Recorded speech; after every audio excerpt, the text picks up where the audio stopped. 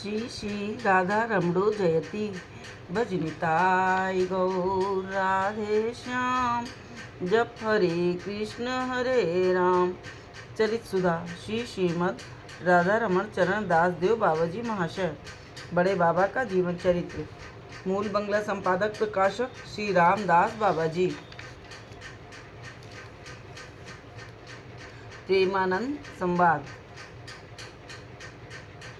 बाबाजी, मनुष्य जाति के निकृष्ट होने की बात कहाँ तक कहूँ। देखो, गाय, भैंस, सिंह, व्याघ्र, शृगाल, श्वान आदि निर्दिष्ट समय को छोड़ सदा निर्विकार चित्त से नर मादा एक साथ उठते बैठते और भोजन शयन आदि करते हैं। पर मनुष्य जाति को स्थान अस्थान, समय असमय, धर्म अधर्म, यहाँ तक कि संबंध विचार तक नहीं है। स्त्री को देखते ही पुरुष और पुरुष को देखते ही स्त्री का मातुर हो जाते हैं। अधिक क्या कहूँ, विचार कर देखने से मनुष्य जाति की निकृष्टता के ही तरह तरह के सबूत मिलते हैं, उत्कृष्टता के नहीं। फिर भी भगवत नाम, रूप, गुण आदि का अवलंब कर भगवत आराधना करने से भगवत कृपा का भाजन हो, वही मनुष्य सर्वोत्कृष्ट हो जाता है। जिस मनुष्य की ये धारणा बन जाती है कि वो जगत के सारे पदार्थों से हीन है, वास्तव में वही मनुष्य कहलाने योग्य है। शास्त्रों में भी ऐसे ही मनुष्य को सर्वश्रेष्ठ और भगवत अनुग्रह का पात्र कहा गया है।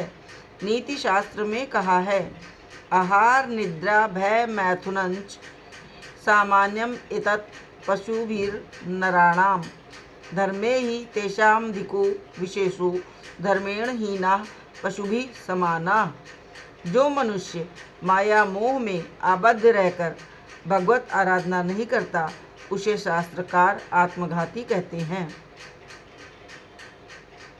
जैसे न द्रेहाम आद्य खलु धर्म साधनम प्लवम सुकल्पम सुकर्णधारम मायानुकूलेन नभ स्वतेदितम पुमान भवाब्धिम न तरेत सा आत्मा ही। प्यारी, आपने कहा भक्ति ही भगवान के अनुग्रह का पात्र है। भगवान तो सर्वेश्वर,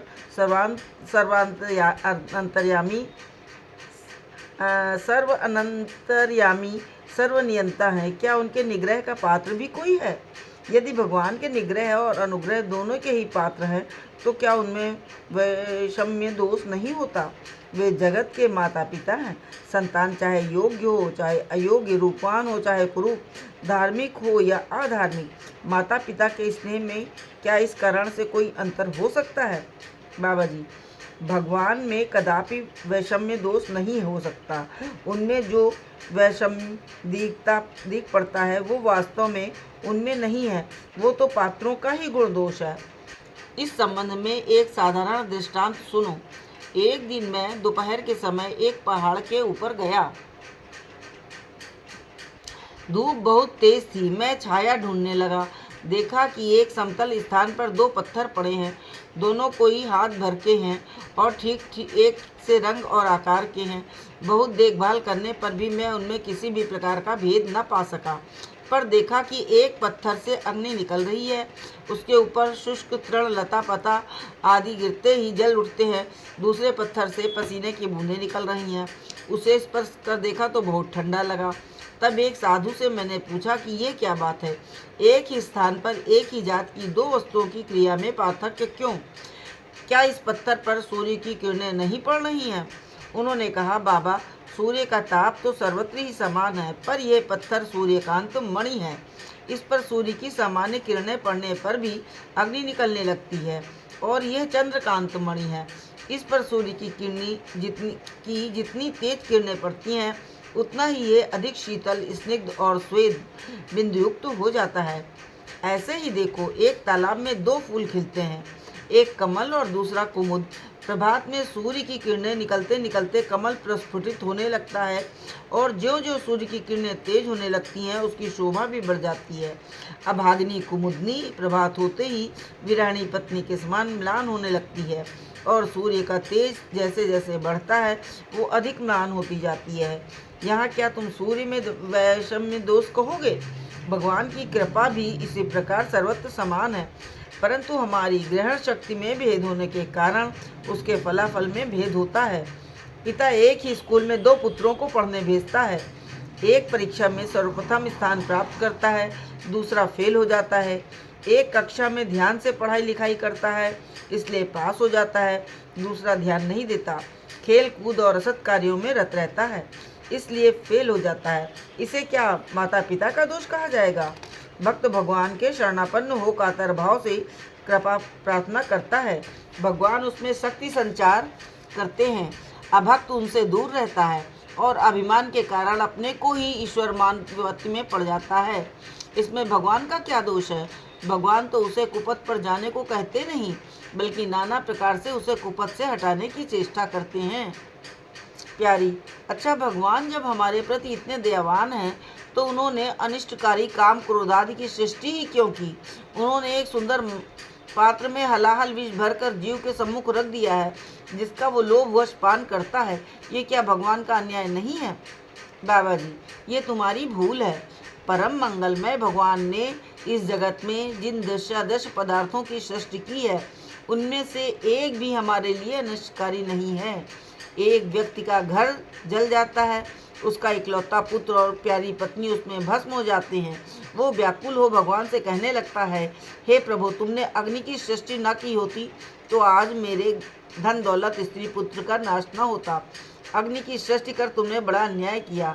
अन्यत्र किसी के यहाँ एक बालक का जन्म होता है, बर्फ गिरती है, बालक के हाथ पैर ठंड में जकड़ जाते हैं।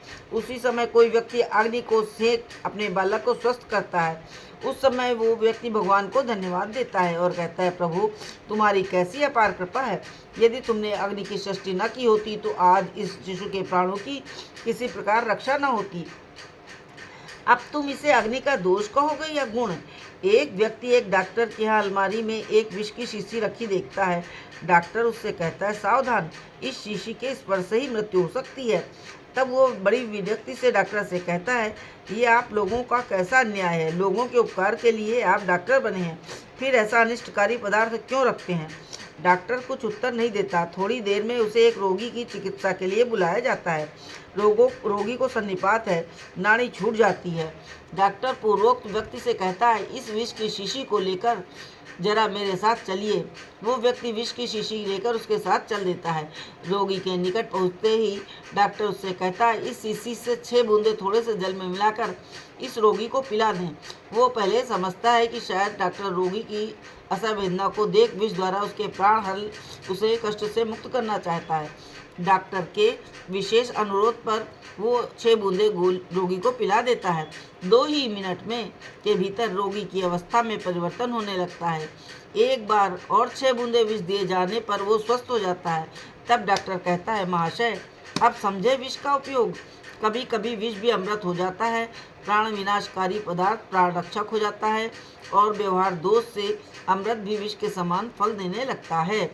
इसलिए कहता हूँ कि पहले श्री गुरुदेव का आश्रय लेकर महाजनों के आदेश अनुकूल कार्य करना सीखो। तब देखोगे कि काम क्रोध आदि ही तुम्हारे हित साधक बन जाते हैं। श्री नरोत्तम ठाकुर महाशय ने कहा है, काम कृष्ण कर्मार्पणे, क्रोध भक्त द्वेषी जने, लोभ साधु संगे हरि कथा इत्यादि। यह सत्संग में तुम्हें लोभ है तो लोभ ही भगवत प्राप्ति का साधन है। यदि लोभ ही एकमात्र भगवत प्राप्ति का उपाय है तो लोभ को सृष्टि करने में भगवान का दोष है या उनकी कृपा। शास्त्र कहते हैं, कृष्ण भक्ति रस भविता मति क्रियताम यदि कुतो अपि लभ्यते तत्र मूल्यमेव लौल्यमेकलम जन्म कोटि सुकृतैर्न लभ्यते। प्यारी, भगवान के लिए लोभ कैसे उत्पन्न हो? बाबा जी, आर्यगण उच्च स्वर से कहते हैं कि इसका साधु गुरु करुणा के अतिरिक्त और कोई उपाय नहीं। कोटि कोटि जन्मों की सुकृति से भी लोभ उत्पत्ति नहीं होती। प्यारी, साधु असाधु की क्या पहचान है? हम तो अज्ञ जीव ठहरे। आज एक व्यक्ति को असाधु समझकर उससे घृणा करते हैं, कल देखते हैं वही महापुरुष हो जाता है। तो वास्तविक पहचान क्या है और किस प्रकार का साधु संग करने से अभीष्ट फल की प्राप्ति होती है? बाबा जी, दृष्टा को छोड़कर संसार में जितनी दृश्यादृष्ट वस्तुएं हैं सभी साधु शब्द वाच्य है। चोर में भी यदि तुम साधु बुद्धि रख सको तो तुम्हारी कार्य सिद्ध होगी। आचरण से साधु असाधु की पहचान नहीं हो सकती। गर्हित आचरण करे यदि महाअधिकारी, निंदार आछुदाय हासियो मरी। तुम हो माया मुग्ध जीव, अपने आप को साधु परीक्षा की कसौटी पर मान लेना भूल होगा। मनुष्य मात्र में बिना विचारे साध बुद्धि रख अदोष दशा हो। स्वयं भक्ति का याजन करो, इससे तुम्हारी उन्नति होगी, अभीष्ट फल की प्राप्त होगी। जय जय श्री राधे।